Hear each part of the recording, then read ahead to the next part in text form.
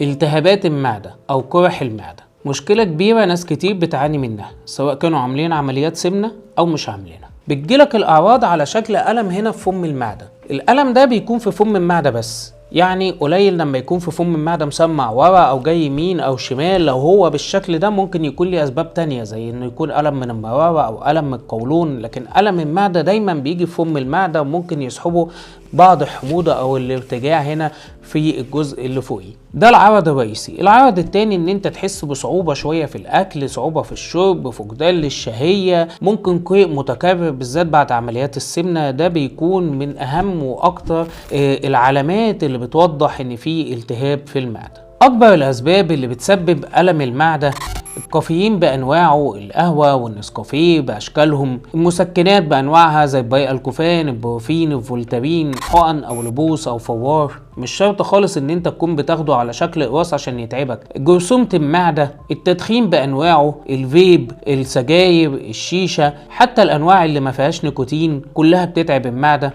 الترامادول والحشيش والمكيفات بانواعها بتأثر على التغذية الدموية بتاعة المعدة وبتزود احتمالات القرح. الكورتيزون باشكاله، حتى لو كان على شكل بخاخة او على شكل حقن او على شكل قراص. العصبية والزعيق المستمر، كل الاسباب دي بتؤدي لالتهابات والالم شديد في المعدة. الاسباب دي وغيرها مش هتنزل المعدة كأنك شربت مثلا مادة كاوية وتتعبك وتوجعك، لا، ايه بالاستعمال وبالزمن. يعني تلاقي واحد يقولك ما انا بقالي 4 اشهر بشرب قهوة، ما انا بقالي طول عمري باخد مسكن او باخد ترامادول، ده انا باخد ربع ترامادول كل اسبوع مثلا.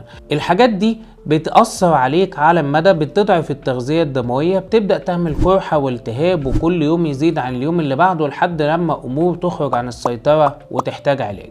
العلاج بيعتمد على شكل رئيسي على وقف السبب.